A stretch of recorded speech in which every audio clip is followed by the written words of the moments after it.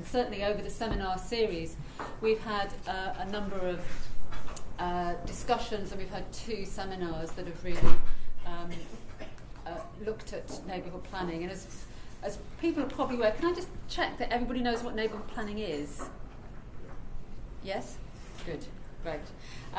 But I mean, there are now about over 2,000 groups involved in neighbourhood planning. There's about 250 or more published plans, so it has become a really significant initiative.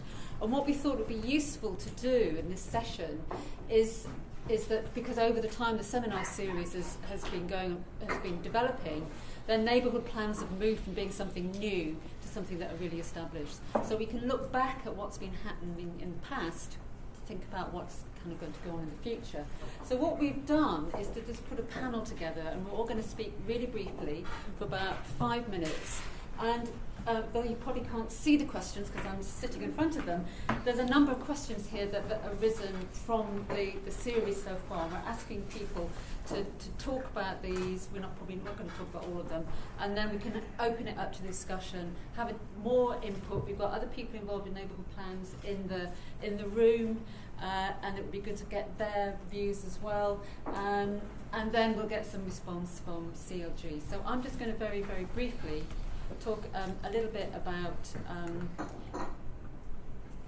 what issues have come up so far in the seminar series in relation to those questions.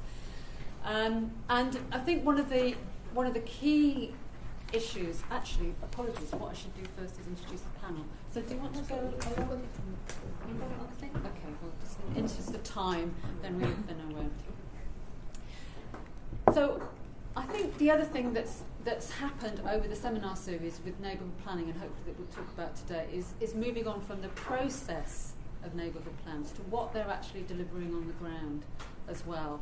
And certainly in a lot of the series we did talk about the issues of process and the way in which neighbourhood plans have been developing, issues around community governance and neighbourhood governance as well.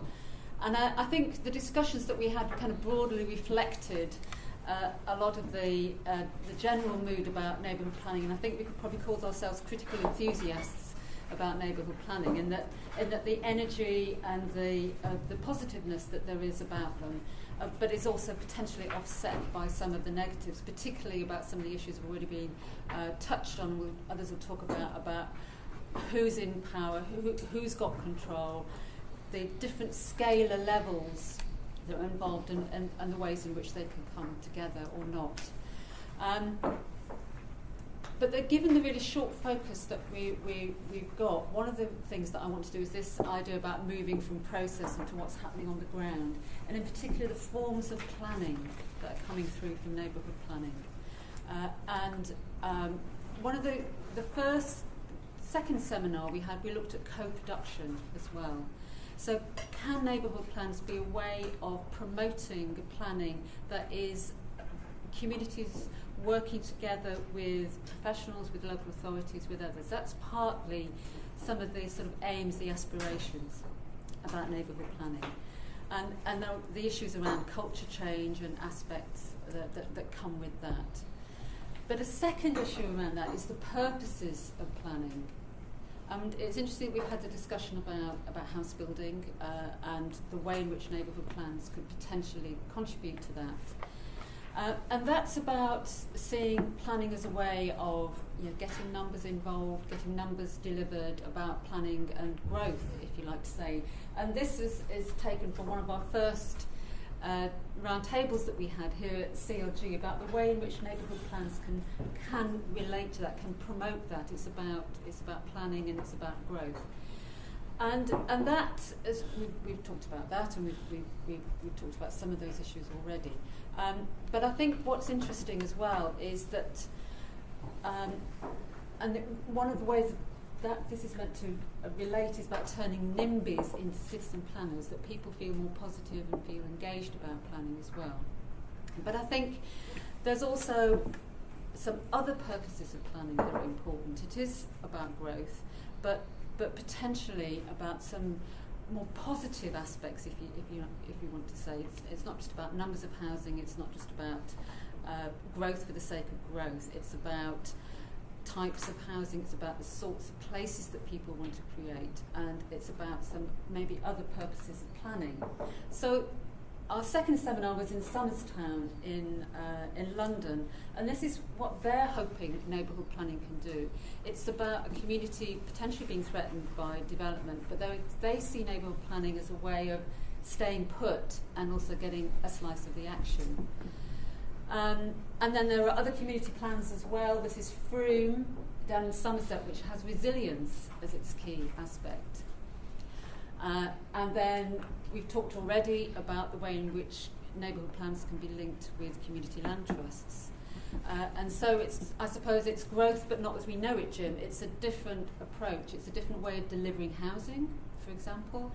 It's a different way of seeing how development and growth might be. And I think that if we want to move neighbourhood planning forward, it's like recognising that there are these other purposes of planning, there's other ways in which planning can be done, and that neighbourhood planning can be a really important and positive way in which that can happen. This is another project, Camley Street, which is again in North London, where the area in red you can see there is going to be a community land trust. So we can see things happening, I suppose, in a way in which neighbourhood planning is involving communities, but we're getting a different kind of delivery. And what's happening on the ground is not just about numbers, but it's about the quality of development, it's about who owns and controls it. So I just want to end as well by thinking about if we're looking forward, what potential scenarios are there for neighbourhood planning? And I've just thought of 3. I'm sure there are potentially more. But I think one of these, it's like it carries on as it is. It carries on growing at the rate that it is. It becomes maybe a major part of the planning system, and that may itself be a problem because if it becomes mainstreamed, it becomes routinised, and maybe it becomes more connected with a particular kind of area, higher growth areas, or particular type of planning. The second is that it withers on the vine, that some of the difficulties with neighbourhood planning that I'm sure the other panellists will talk about actually potentially put people off. Groups that have started don't finish their plans, others don't come forward because they don't see it as necessarily delivering what they want to do in the long term. And the third version is that becomes this vehicle for a renewed and possibly a more positive form of planning that we can link with these other community rights that are promoted through the Localism Act and other things, that we can bring in other sources of funding, and that it's about changing planning cultures. It maybe becomes more geographically widespread as well. So I suppose, as well as a critical enthusiast, you could call me a cynical optimist, and I think you probably know which sort of route I think is a good way for neighbourhood planning to go. But it'll be very interesting to hear other views from the panel about these and other future potential scenarios. So I'm going to hand over to Gavin now, who's going to talk a little bit about his recent work on what neighbourhood plans, how they're emerging, what they're delivering. Hi everybody. I'm going to really try to keep to 5 minutes. I was on a platform with Sue recently, and not only did I get red carded, I got 2 red cards, and then they were about to call security. So I'll just try and keep myself limited to some of the research that I've been doing recently. I think Simin may actually make mention in passing to some of the other wider research and some of the other findings that have been pushed through the academic and the policy press in the past year or two. Been doing some research recently, and is ongoing at the moment, looking at examinations. Some of the other work I've done, I've kind of produced various kind of lists and various kind of exhortations to anybody who'll listen, really, saying there's not enough research going on in neighbourhood planning because there's so many different aspects and so many different elements and stages that one could look at. I make a claim that every single area, every single stage merits its own more detailed investigation, because until we get to the bottom of what's really going on the ground, I think a lot of the things that we sit and talk about, frankly, lose their power, or don't deserve to be kind of actioned very determinedly. So I will focus in on this particular work then. I mean, we and I should acknowledge Kat Salter. Kat Salter's working on a PhD under my supervision, is here in the room as well, and also Hannah Hickman at University of West of England. We got together and decided we'd do this research as private research. so it's not funded. I don't have to acknowledge anybody. I don't have to put any logos up, which is quite good. We thought that there was an issue with examination for a number of reasons. And we thought that there was a need to look at examinations out of all other aspects if one was going to choose something to do first. Because by examining and looking at the role of examiners and the work they've done, the experience of the process, one can look backwards at the process and the quality, if you like, of the process. And I'm going to come on to that in a moment, as well as looking forwards about what happens to a neighbourhood plan after it passes referendum, after it's made by the local authority. So at the moment we have a short paper which kind of sets out our stall, which will come out in the Town and Country Planning Association Journal next month, where we set up a kind of framework where we were interested in the requirements placed upon examiners and communities when it came to neighbourhood plans and at the examination stage, including guidance. The second aspect was to look at examiners themselves, the pool of examiners, many of which operate through the NPS system. If some of this is completely alien language, and apologies, but no way I'm going to stick to time at this rate. Third one, the approach taken, and the fourth, the kind of outcomes that we're seeing. If I was just to kind of start in the reverse order, in terms of outcomes, there are it's a rolling feast. This every time I speak about neighbourhood planning, of course, the stats and numbers have changed. But we looked at examinations when around about 270 had taken place, and we also did a more detailed look at about 203 plans and the outcomes of examination. All but one required modification by the examiner, and the majority required what we termed major modifications. Some of those major modifications including almost total kind of rewrites through to deletion of single policies, and even in one or two occasions an examiner asking for new policies to be added in. Okay, so a real diversity of approaches and some quite interesting points about how neighbourhood plans that have gone through a process whereby in other research we found that the majority, if not the vast majority, of those plans were having support and input by private sector consultants, and indeed latterly there have been health check processes introduced as well, but plans still seem to be finding their way through to examination and have certain weaknesses, some of them more superficial, some of them fundamental, some of them to do with understanding of process and the scope and the locus, if you like, for neighbourhood planning, others for a range of other reasons. We're currently surveying all of the examiners who have looked at more than one neighbourhood development plan, and the closing date for that first wave of empirical data collection is tomorrow, so we'll be breaking out a bottle of cheap Carver at that point before we move into the next stage, which is actually to do more in-depth interviews with as many of those examiners who are prepared to talk to us. And of course that last point isn't really a joke. There is an issue here if I move into the next aspect, next theme, which is who are the examiners and would they be actually prepared to talk about their experiences in any case, given that they are at one and the same time examiners, but they're also private sector consultants. They are reliant on the fees that they gain from the process, and in the early stages there was some concern coming from some of those examiners about whether or not they could literally afford to fail neighbourhood plans, given that they were setting themselves up and seeing their main income source coming from neighbourhood planning work. Anyway, let's move forward briefly. I've just had that yellow card, I think that was. Clearly, there are some dangers of inherent with neighbourhood planning as we currently see it. Again, as Sue said, I think we're all critical enthusiasts, and perhaps I'm becoming a bit more critical and a bit less enthusiastic. But anyway, when we look at the way in which government in particular and other support organisations have attempted to nurture neighbourhood planning, it's very understandable. The danger is, and I'm very tempted to tell a little personal anecdotal story, but I haven't got time, about if you nurture something very, very carefully, once it emerges blinking into the wider, more hostile world, there is a danger that it won't survive.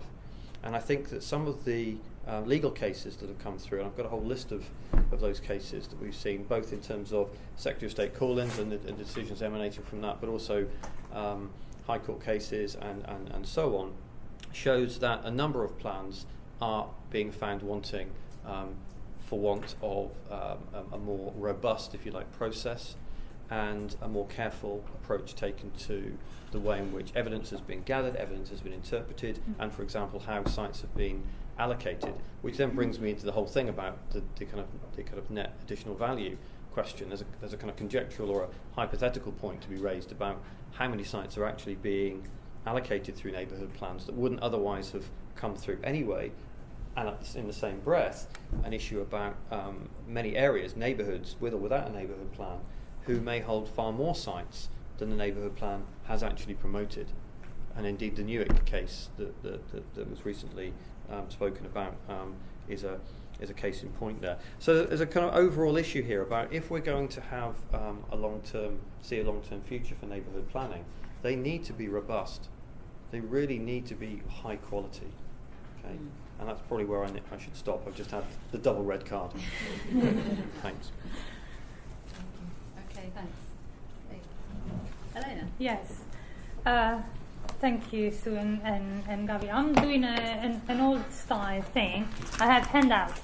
I don't have slides. There's about 7 for each side, and then I have some for the panel. So I'm going to talk about 6 things. Hopefully, each one will take less than a minute. My role here is because, as I said, for the past 3 years, I've been delivering taught modules or taught programs for students of spatial planning, where they students and neighborhood forum come together, and students do a piece of work, more often an evidence-based research, or occasionally an opportunity study and a policy proposal. So the first page of this handout is really listing the work we've done, and is sort of also summarizing in my answer to the first question, or what I see for the first question. So what is being delivered on the ground, what is emerging on the ground, and my perspective is strictly from London, so you might think this is biased or inappropriate. So first of all, a diversity of types of forums, and the other slides, which are all box plots, in a way the size of the box plots is sort of representing also those internal diversities. But also different types of forums from where they come from, whether they were a history of active community groups, active in planning, or community groups that were active but not in planning, so they have to learn about planning, or some kind of busy individuals who then find themselves in the position to lead a neighborhood forum and a neighborhood plan. And also diversity of kind of contents. I mean, the list of projects we've developed is kind of representative of that, although there are some repetition. There's an interest in developing evidence that will support an argument around these different types of growth, these different type of housing. So they're not necessarily putting themselves in a position that is antagonistic. This neighborhood forum have all tried and have all welcomed and have all been, in a way, given up on trying to fight development in London, and they've just decided that there must be a better way to do it.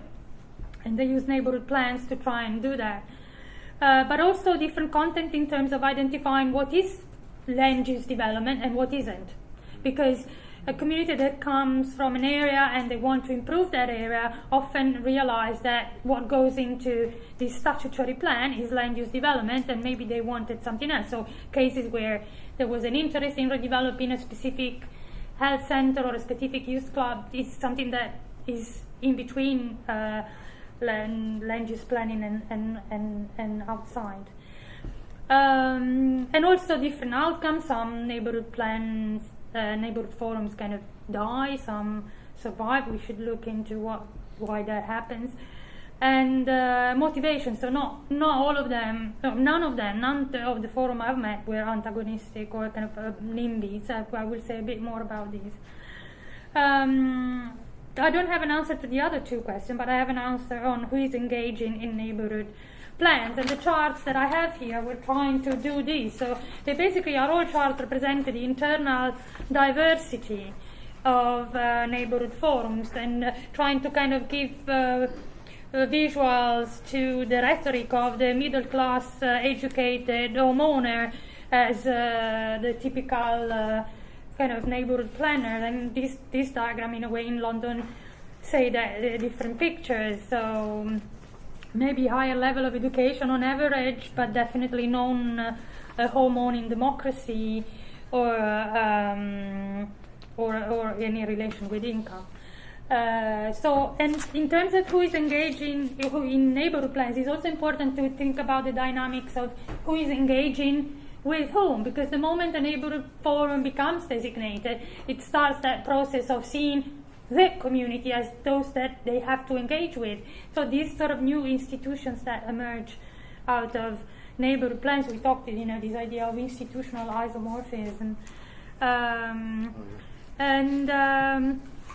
Three things slightly more procedural. The first thing is that it's very difficult for a neighborhood plan to have a true NIMBY position, because neighborhood plans have to be in conformity with the strategic plans. So if you want to be a NIMBY, you don't use neighborhood plans. So, apart from the label of NIMBYs, but if you don't want to go with the development, you don't go through neighborhood plans, because you're shooting yourself in the foot. The second thing, procedural again, is that in the case of London, it's very difficult for a neighborhood forum who might want to propose alternative and not smaller amount of housing. It's very difficult to go against the local authority housing strategy for various reasons, because the local authority has a financial dimension with which they're dealing with their housing, because they set development agreements which they're very comfortable with, because issues of state aid or these, how much value can you, how much can you sell a piece of land for? So there are these dimensions that make it difficult to propose alternative housing delivery format. And the last thing I want to say is that you mentioned it in your papers, that neighborhood plans are getting old. So they're coming to the point where occasionally the local plan is being updated just when the neighborhood plan is coming into effect. So it is happening in Highgate, and they are basically rewriting the neighborhood plan because the local plan has been rewritten, and who's going to give the money for that? And how long is the shelf life of a neighborhood plan? What's going to happen when they die, and who's going to give more money? Are we going to get every 5 years about £10,000 for each neighborhood forum to redo their plans, or are they just letting them disappear into thin air? So that's all I wanted to say.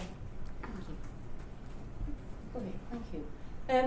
I'm just going to sort of follow this sort of enthusiast, critical enthusiast, yes. But I'm going to start with enthusiast and then move to the critical in my sort of very short commentary, basically. So to start with enthusiast, I think neighborhood planning has a unique place in the history of our planning system, because for the first time in its history, communities been given a statutory power to plan for their area and to shape its future. And in the last 5 years, since it started, we've seen high levels of enthusiasm from people, we've seen a lot of community self-organization, and we've seen different forms of democratic experimentation across the neighborhood planning areas. So as a progressive agenda, neighborhood planning has the potential to enhance civic engagement. It has the potential to enhance social innovation, partly because it encourages new ways of knowing and doing planning. But, so I'm going to move to the critical. But these progressive potentials can be seriously undermined by, let's call it, unintended consequences. Although sometimes unintended are known, and we can avoid them. But let's call them unintended consequences. Neighborhood planning and localism in general can lead to fragmentation of decision making into disjointed practices. It can lead to narrow local self-interest to be prioritized above the interest of the society as a whole. I think John was sort of referring to that earlier. It can generate inward-looking and defensive places. But I'm not going to talk about any of those, because importantly, it can also widen the equity gap between the most and the least deprived communities. And I think that is exactly what has been happening so far. The uneven social geography of engagement in neighborhood planning has been biased towards parish areas, rural communities, and the least deprived socioeconomic groups. Right at the beginning, we started doing some analysis of where neighborhood planning is happening and mapping them against the index of multiple deprivation. And we found that by the end of 2015, out of about 91 plans that were made, i.e. past the referendum stage, only 5 were in the 30% most deprived areas in England. But Gavin has now done much more up-to-date analysis on these figures, and I've gone into various other aspects of it. The paper that he and his colleagues have written will come out, and we will all see it and enjoy reading it. But what Gavin's sort of more recent more up-to-date analysis has shown, that it has actually confirmed the trend that we were sort of experiencing and observing over the years. It has shown that what they've done, they've set the cohort of about 1,908 designated areas against the index of multiple deprivation, and shown that only 23% of them are in the 2 most deprived quintiles of the IMD. So you can see that, as somebody said earlier, these figures are sort of moving targets. They're changing all the time. But what is not changing, the brute fact that the majority of these designated areas are in the least deprived neighborhoods. And of the 245 neighborhood plans that passed referendum by October 2016, which is your analysis is based on, only 6 are in the 20% most deprived areas in England. Again, the majority are in the least deprived. So whichever way we look at this, it appears that the self-selective and voluntary nature of neighborhood planning has created an uneven outcome in favor of the well-off, better educated, and more vocal social groups who have the time, the capacity, and the inclination to engage in neighborhood planning. And surely, and of course there are exceptions, and London that Elena was talking about is the urban area, is the neighborhood forum. The 3 biases that I mentioned are interrelated, by the way. So surely that is not what neighborhood planning wants to achieve. If neighborhood planning is to be a force for good, if it's going to be a force for widening and deepening civic engagement in planning, which we all want it is very important that it doesn't turn into a vehicle for maintaining and even strengthening established privileges.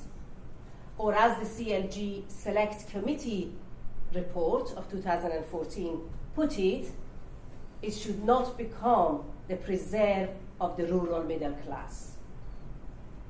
So, just to finish, as a planner, I am a planner, I believe that engaging in planning processes is a powerful way of reaching out to those sections of the communities and the society who are increasingly feeling disconnected and being left behind. Quite a lot of them live in where I live, in the north of England, which again, in terms of engagement in neighbourhood planning, is much lower than the south of England.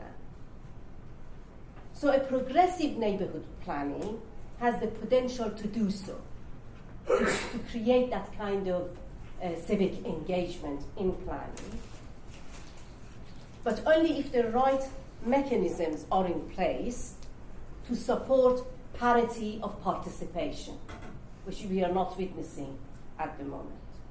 And I just want to finish, finally, just to say that what the DCLG is now is appearing to do is a new approach that they are taking, and they are putting the focus on supporting deprived communities to engage in neighbourhood planning is a welcome sort of change. And I do hope that this will become a central part of any kind of future of neighbourhood planning. Thank you.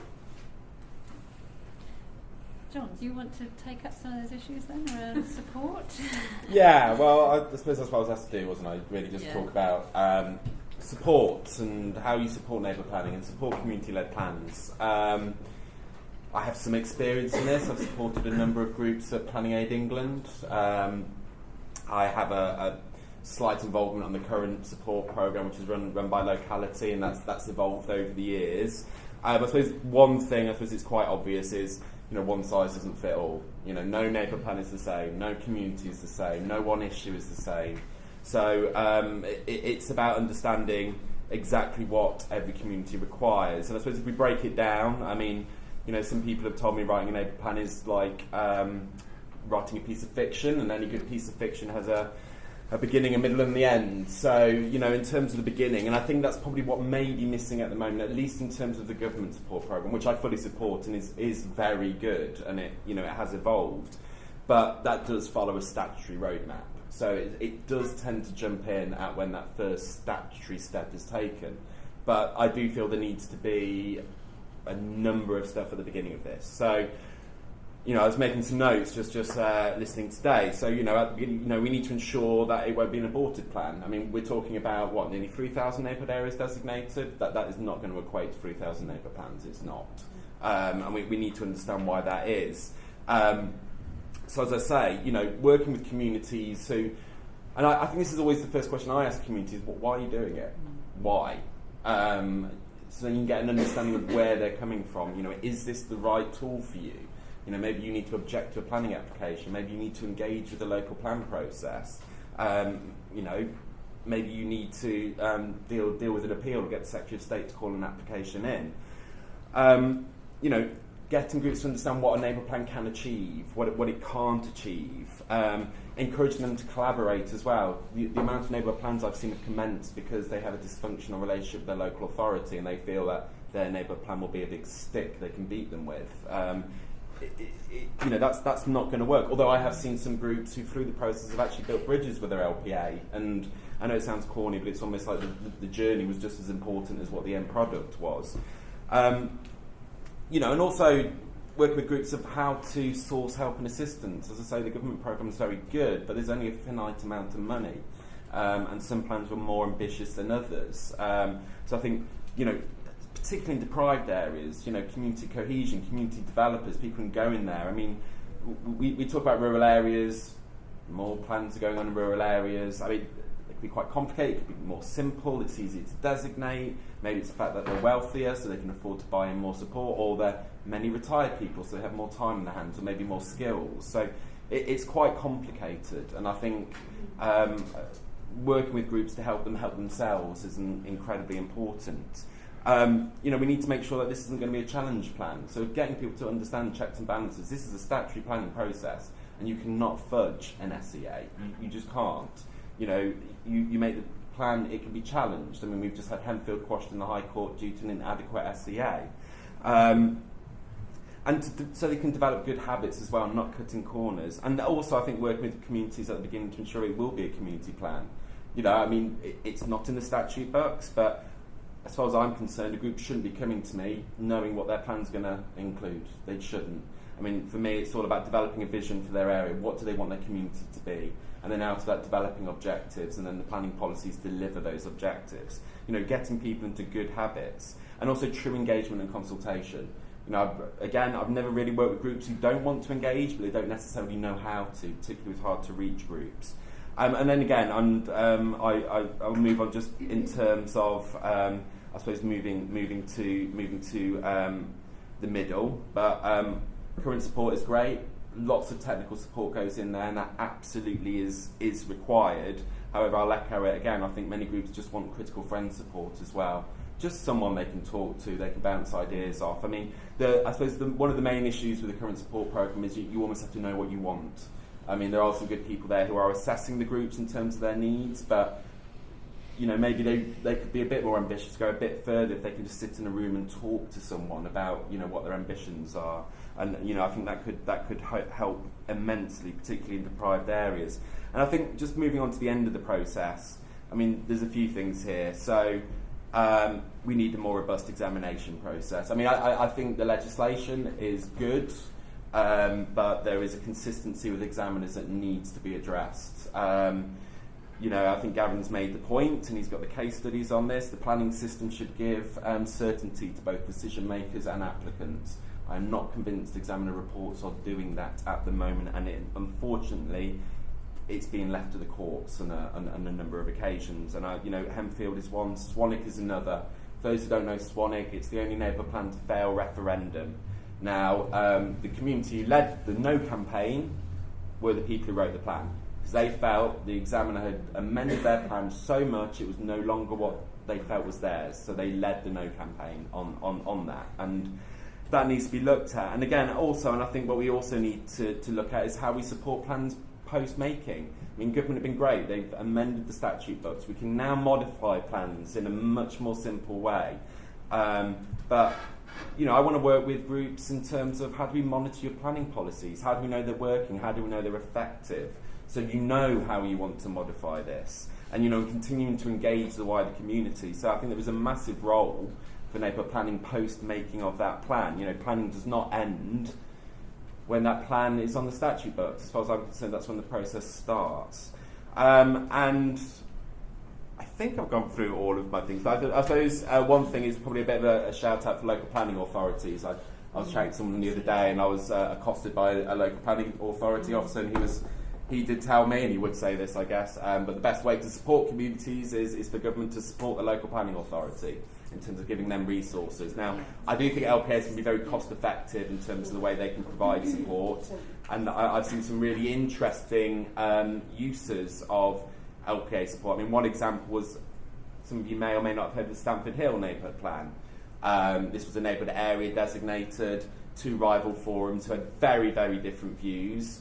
Neither would necessarily be representative of the area, and neither forum got designated, and nothing was ever going to happen. But Hackney, to be fair to them, have stepped in. They're using area action plan powers, but they're getting independent consultants in to work with the entire community to develop what is essentially a neighbourhood plan, but through existing LPA-led powers. And yes, it's interventionist, but it was probably required in that particular scenario. But there's no reason why LPAs can't provide that level of support for actual neighbourhood plans, particularly in deprived areas.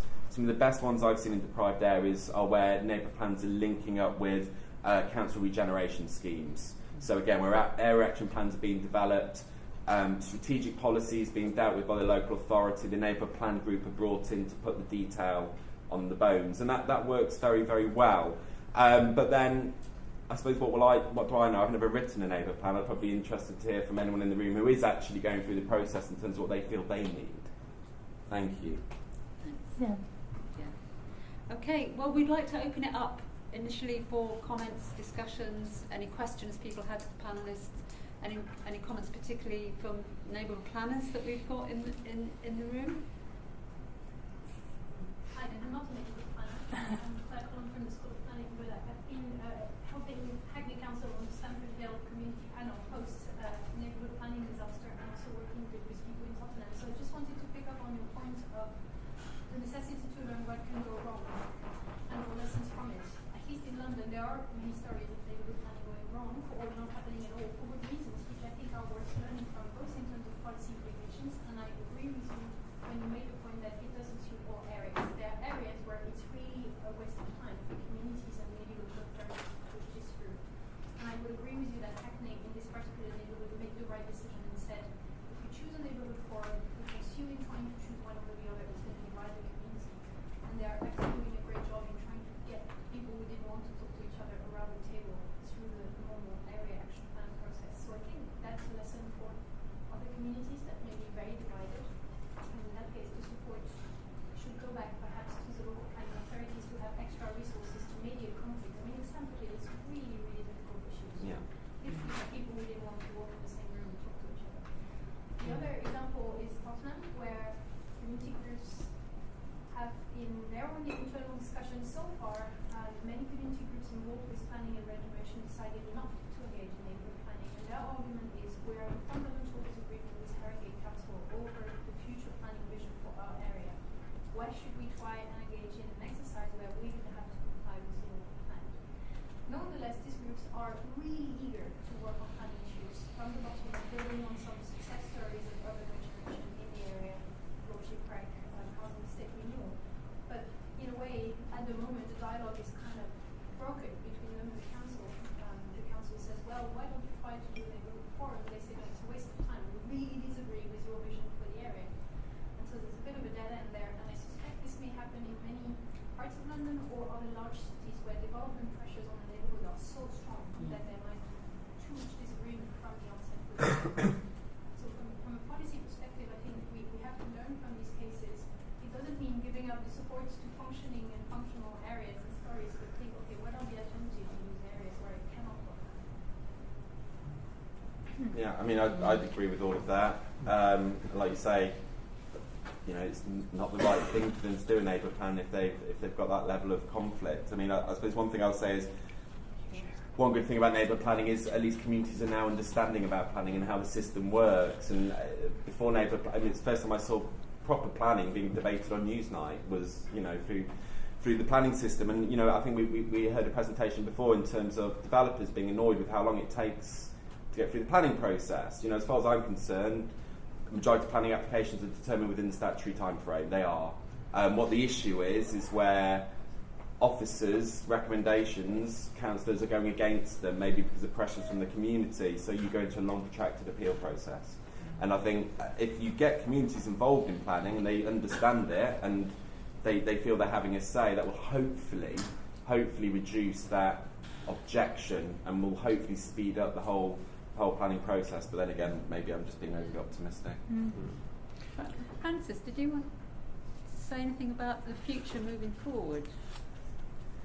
This is unusual because it's where 5 boroughs meet, and the neighbourhood plan is the only mechanism of actually getting a form of coordinated local planning in the area.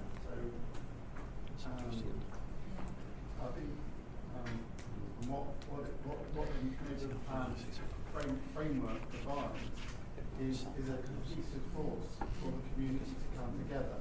There is no other vehicle which provides that facility for the whole community to come together. And it's a really important point that's hardwired in the Localism Act that we have to consider all areas and all sections of the community to deliver neighbourhood planning. That's hardwired. And a lot of local boroughs, when they do their local planning, they don't have to do that same level of detail. We do. That's hardwired. We have to represent all areas, all sections, for the sustainability of the area. That's a big thing for a community to have as a starting point in any type of plan they do. Take on board the issue about without the support from DCLG, it'd be impossible. We're very, very lucky to have the type of support and from localities to give us the expertise to guide us through what we need to know on that step. But we had only a couple of weeks ago, we had our first public meeting. it was packed. People sitting on the floor at the back, at the front, they were standing at the back. It was a packed room because the community are interested in getting involved with local planning. And what I can see is there's two things. One is they are now the new intermediaries, where you do have a group together which is statutorily recognised, and assuming there isn't a conflict within the community for one particular group to come forward, then they are intermediaries which they can bridge the gap with local council, local office, to work together on the same page, talking about local planning. That's really useful. It also, there's a lot of opportunities for efficiencies. One of the big problems with now we've got 2,000 neighbourhood forums up and down the country. There are opportunities for efficiency. So the toolkits that local councils use, they're using digital tools like what's one called Commonplace.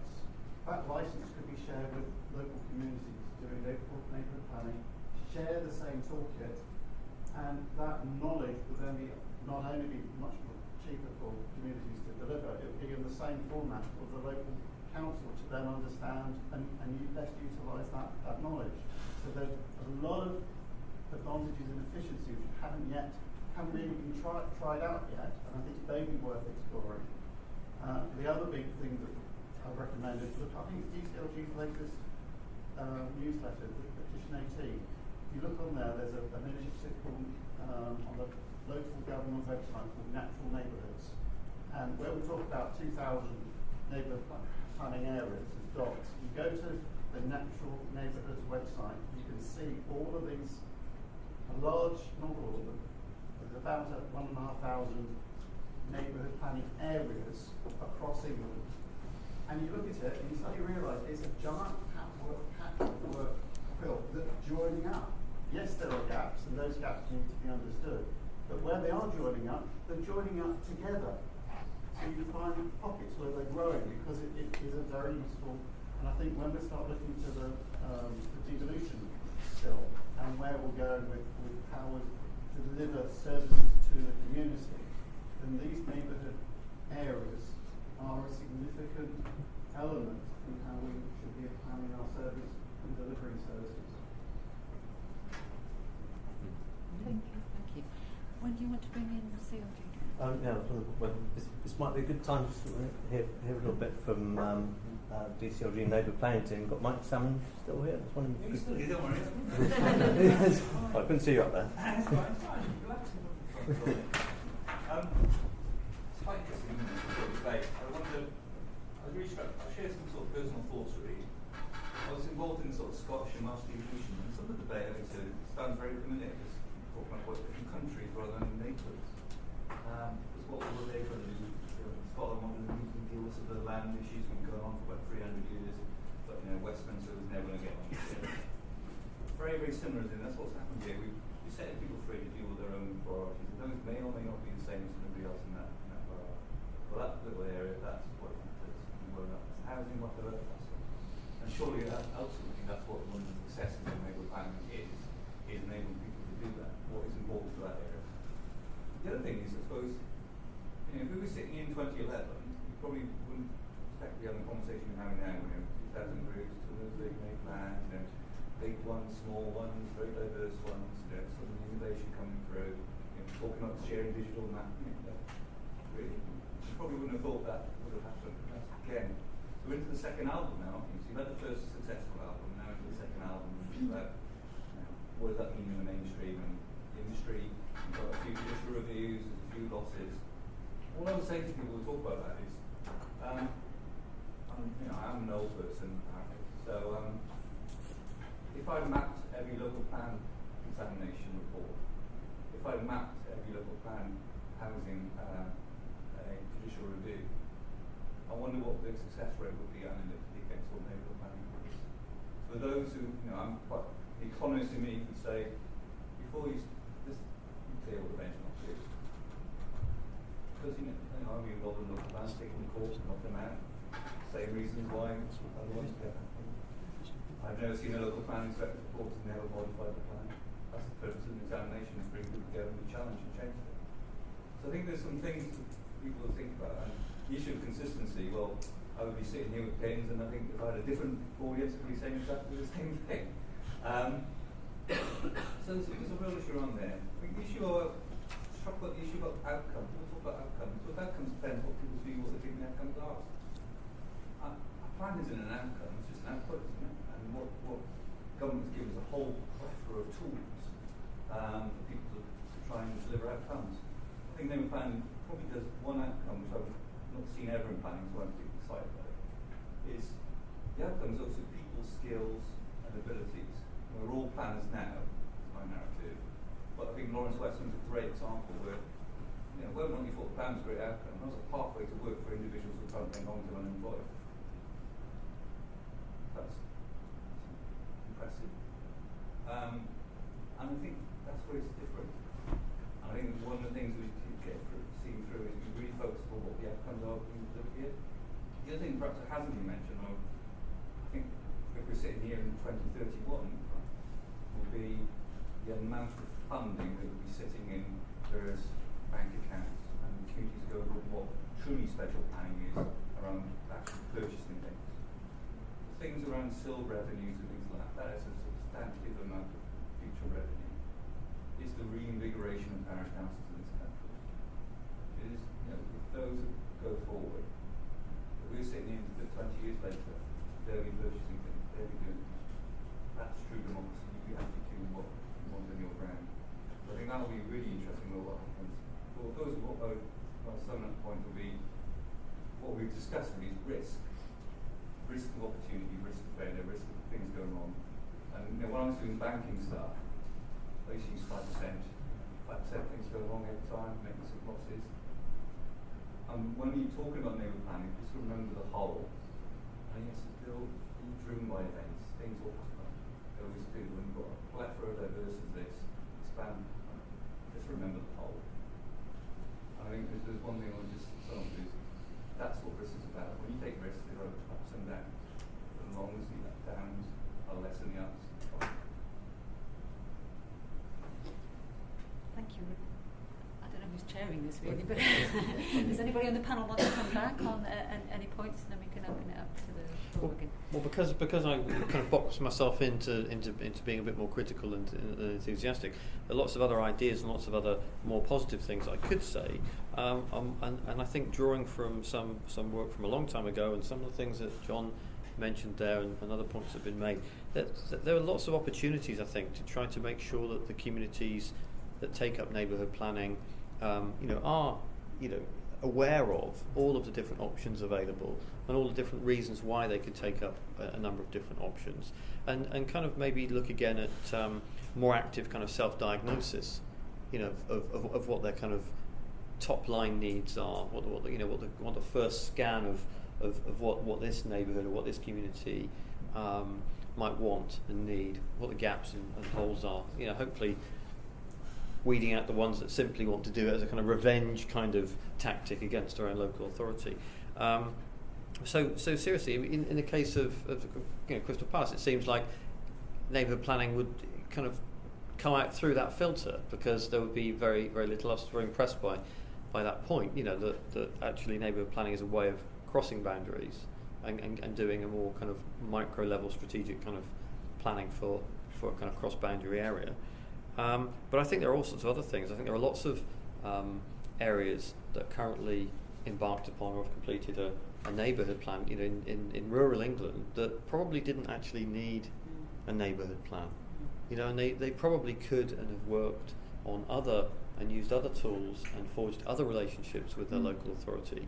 And maybe that would have helped in part divert attention and resources to the areas that had identified that the neighbourhood planning was actually the tool, and maybe then the process and the outcomes would be a little bit more inclusive and possibly more robust. Because the issue really is that we've based neighbourhood planning on a series of assumptions, and one of those assumptions is the willingness of people to engage and embark on what are quite onerous processes. The stats that we've crunched is even the ones that have been successful are taking 29 months to get to substantive conclusion, and that's not including all the ones that are in the system but are clearly taking much, much longer. So that's the positive stat. That's not the negative stat. So I think looking at that and understanding that is a really important aspect in where we stand with this, because ultimately if we carry on as it is, there'll be a lot of burnout, a lot of dropout, and this is why coming back to Sue's scenarios. Carry on, it becomes mainstream, becomes routinized. Maybe that's okay on some level.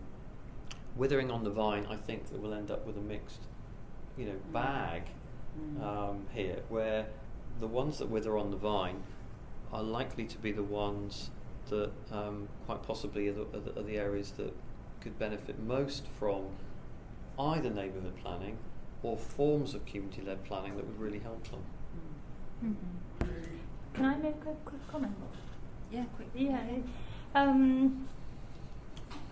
I think the main concern I have, and here is me being critical, is that if we look at neighbourhood planning from within, then these issues are valid.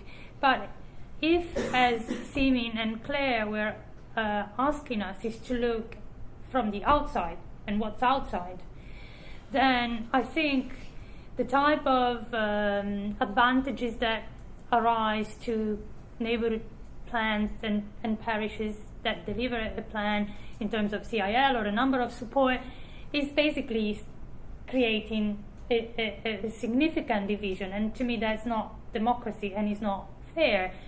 So in a way we need to, and if we cover the whole of England with neighbourhood plans, then we have local plans, and so it's kind of the problem is if you look at neighbourhood planning from within, then there are some issues. If you look at neighbourhood planning from the outside, and the outside in terms of both the problems that cities might need addressing and the country might need addressing and communities might need addressing, then there are other issues that we need to consider.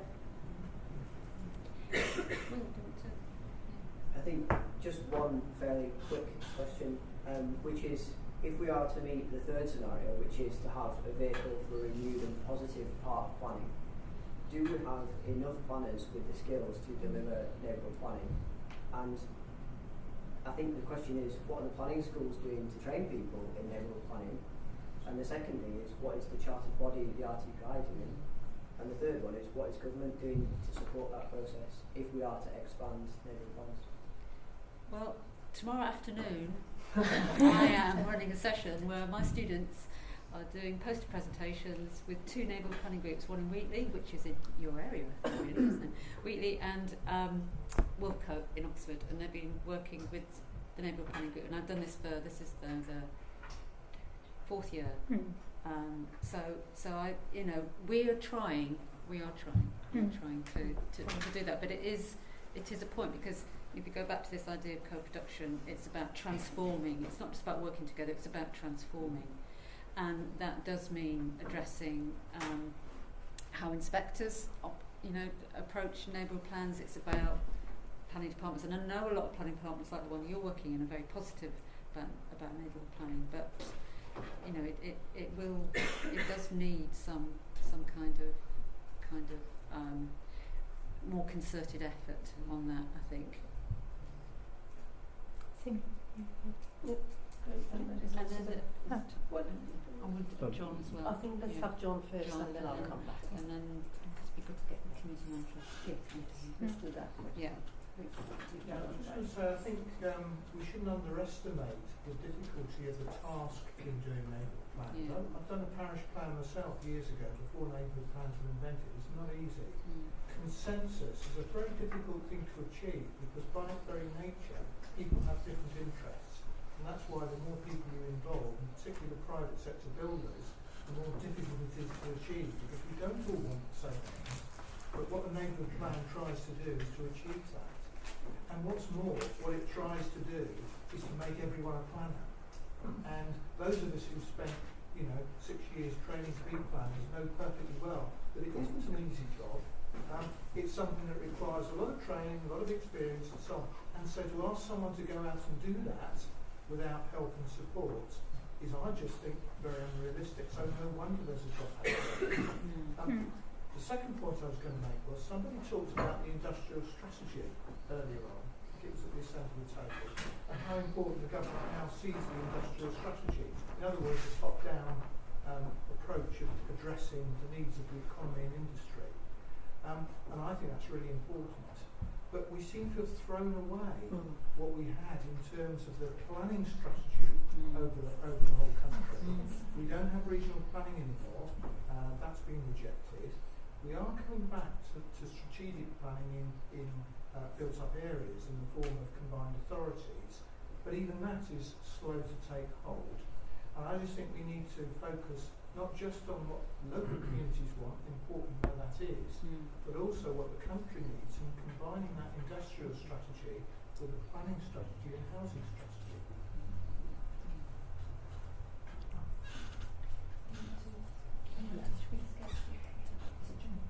Tom, do you want to say something? Because I think linking up with CLTs is a really interesting issue, if that's what you're going to talk about. It was, yes.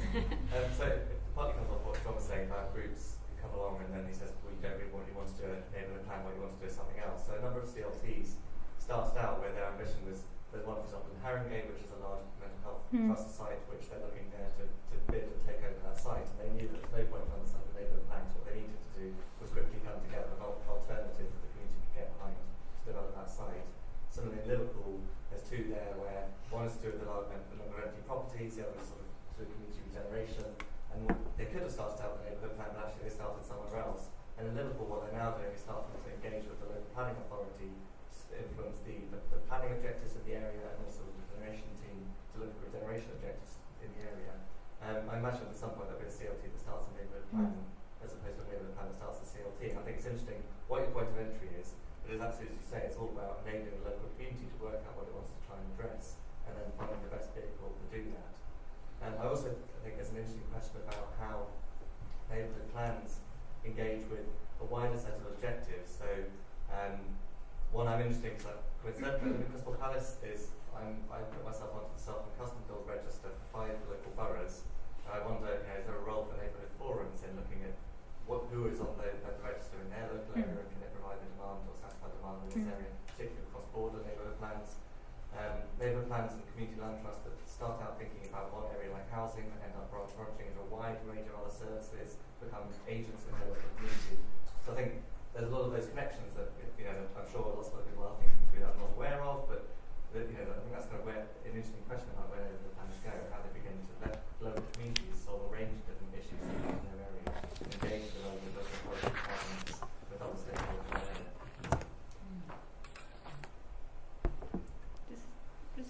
We've got 2 people from locality here. I mean, that's quite key in terms of linking up some of these things we're talking about. I don't know if you want to add anything. Yeah, and I suppose just from our perspective, we run an advice line and get a lot of inquiries from the public, and I think a lot of the issues that groups face is around the local authorities' duty to support and how actually the legislation is quite sort of vague around what that duty actually is. It says things like they need to make decisions in a timely manner, but for example, you'll have one local authority that has a designated neighbourhood planning officer. You might have another local authority that might not actually really know what neighbourhood planning is, and I think if you address that issue as well, it will sort of solve a lot of the other issues that we've talked about today, and also might actually help speed up the rate at which these plans are produced, because actually a lot of the times it's the local authorities that are holding up the neighbourhood plans rather than, although neighbourhood planning is a complex process, a lot of the times it is the local authority sort of not responding quickly enough that's holding up the process rather than groups dealing with the complexities of producing the neighbourhood plans. So that's certainly an area I think that needs more attention as well. Can I just pick up on the kind of outcomes thing that's been mentioned as well? We've just recently gone out to quite a lot of groups at the end of the process and said what has come out of this.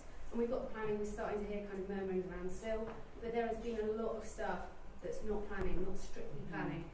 And it's employment programs, we've come together through the neighbourhood planning process, as Francis was saying, to deliver projects that wouldn't have happened if we hadn't started talking about neighbourhood plans. And we're hearing collective voice a lot and seat at the table with the local authority to kind of talk about education, things like that. Actually, if panel kind of seen that as well, and if so, how do we capture the value of it. I think that's exactly is probably the most important value of neighbourhood planning, which is, as I said, and I do believe that it could be a vehicle for sort of empowering people to become more engaged in the wider aspects of their sort of the quality of life and their neighbourhood and so on. So I suppose, and I do agree that capacity building within those people who are engaged in neighbourhood planning is an important outcome, and we should not underestimate that. And in our case, we had the Fishki neighbourhood plan, which didn't turn out to be neighbourhood plan at the end. And I always remember in one of our interviews, the quote was said, "We are trying to make a planner out of fishermen." But they became engaged and they delivered and so on. So for those who are engaged, I'm sure there are a lot of benefits. Okay, there could be some disbenefits, divisions and so on, but broadly speaking, I think they probably find the experience quite sort of uplifting, and will bring lots of other benefits. But the point that I was trying to make is that why should that be sort of the exclusive to certain groups of people? We have to open our eyes to the pattern that is emerging. There is no way we can just hush that away. We have to, we just cannot live with a map of neighbourhood plans that are concentrated in particular areas, particular social groups. So what we are saying is not, well, let's kill the ones that are engaged. No, we're saying let's put a lot of effort to engage larger group of people, more diverse group of people. That's where the help and the aid and the support should really go. Because I'm sure those people actually probably are more in need of being engaged. But what we are doing, because it's a sort of self-selective, voluntary engagement, those who have the most potential are engaging, rather than those who are in most need of being engaged.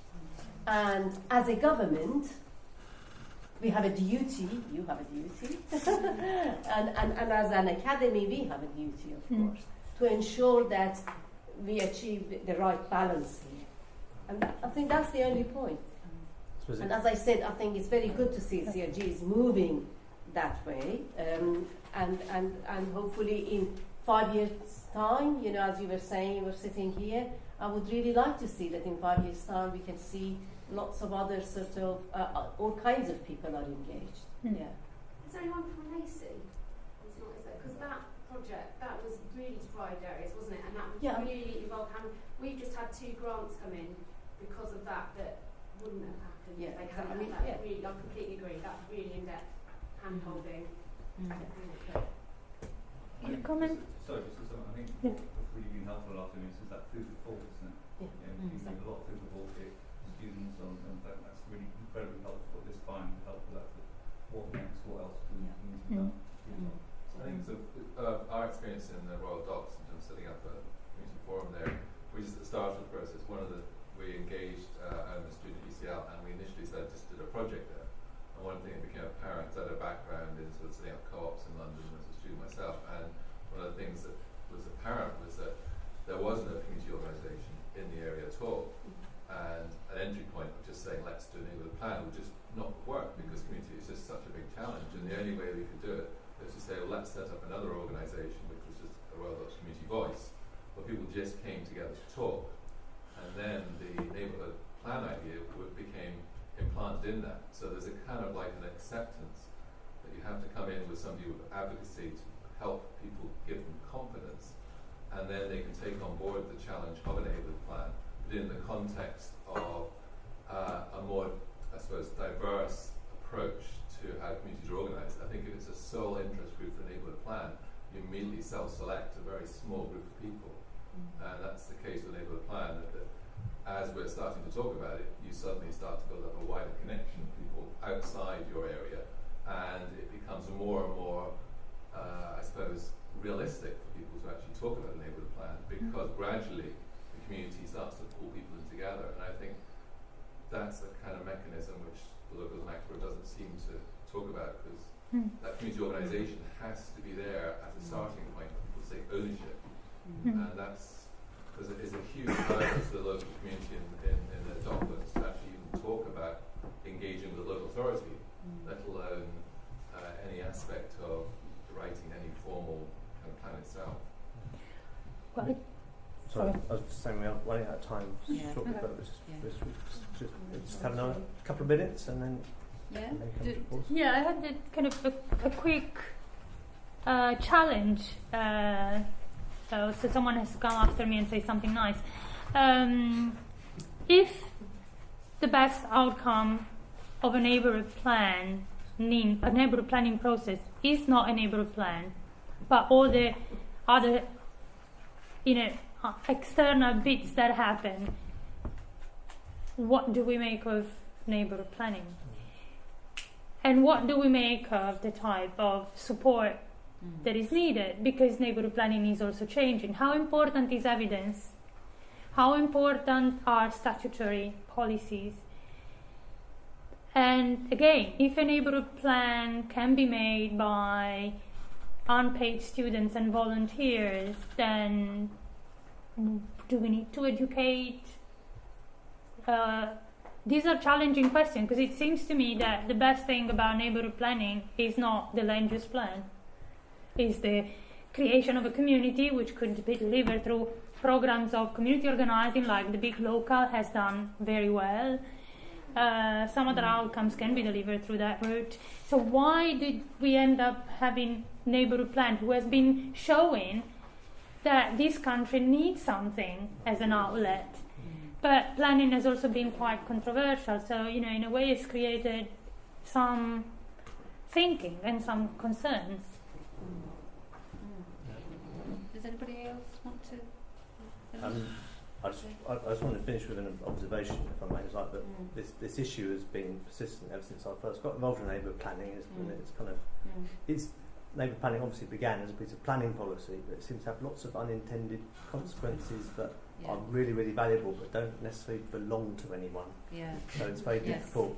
And I've just got involved in my own neighbourhood forum in my little corner of London, and it's been a real eye opener. It's a place that never had any kind of community organisation before, even though the local authority has claimed for years to have neighbourhood working, and it's really brought people together. And it's also, I was working last on neighbourhood planning when we were trying to work out how to speed up the planning system. So speed up the neighbourhood planning system seems to be as slow as it ever has been, and the local authority is as slow, much worse than I expected in terms of speed. And anyway, that's not really a conclusion, but it just seems, it seems like... Has this been some kind of therapy for you then, Robert? Is that... Perhaps it is. I'm speaking, of course, of as a resident. You're on camera. I retract all of that. But do you need to just say a few things as a conclusion? But Steve wanted to make a point.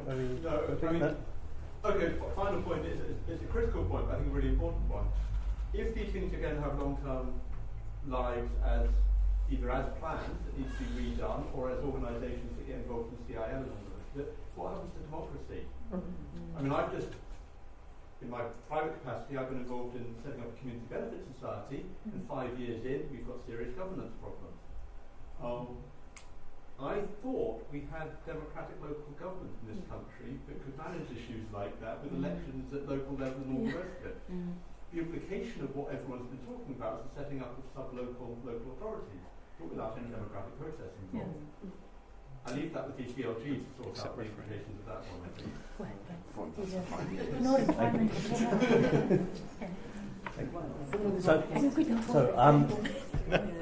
I'm aware people have got trains to catch, and please, if you need to run off, do so. I just want to say a few words in conclusion. I mean, this is the last seminar in a series which began 2.5 years ago. As I said, it's been a really great process for the department to be involved in. I just want to thank very much everyone that's been leading that process. We had some great seminars, And the ESRC aren't here, but thank you for funding it and enabling it to happen. We've been very keen that all the information is open and shareable as much as possible. So you'll find a website on the WordPress site where these presentations will be. There's presentations from past seminars. You'll also find that we have Ed, Jenny and Will are preparing some policy briefs based on the themes you've heard about today, which will kind of try and bring some of the thoughts and conclusions together and key messages that came from other parts of the seminar as well. So, and Steve has been very diligently filming this process and is going to edit some content that help other people understand the process. Heavily edited. Yeah, thank you. And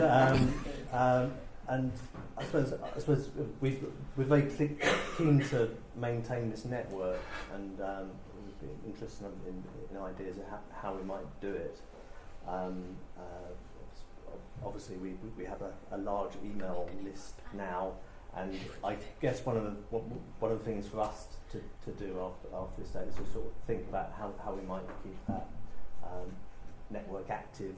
I mean, we heard in the first session today about the Casey review, which reported this week. I mean, it's going to be a very active time for us thinking about how we engage with experts in order to respond in order to input into DCLG's response to that, where we're actually designing new programs and maybe have new funding streams to promote community cohesion. So that's one obvious way to keep in touch. And I guess there's a separate issue for housing and neighbourhood planning, how we might do something similar, but obviously the timescales around the white paper might determine that.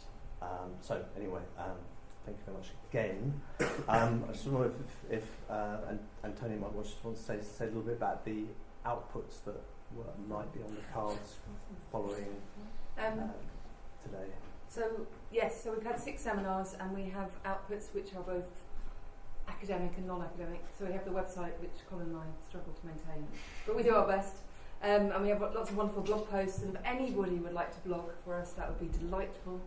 We accept anything, really.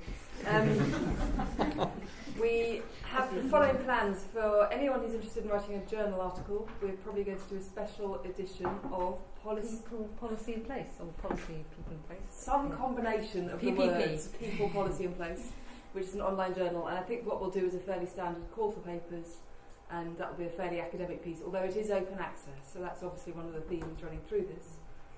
And then we will also do policy briefs on topics which we are still confirming, but which are relevant to everything we've done today.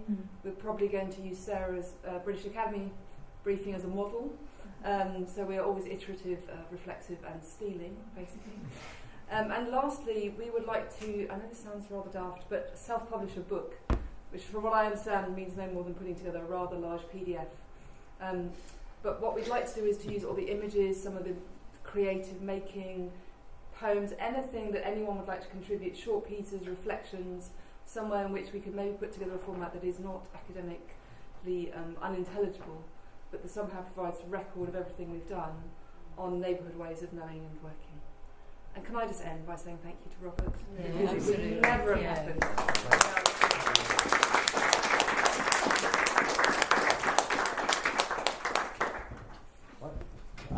Well, thank you very much. There's no hurry to leave the room if people need to chat. What you're doing, It's good. Yeah. No. What are these? Names. Oh, the academics get them. I don't. They would never use them. Okay, but you can write them. They are used. Oh, no. And you notice, doing non-academic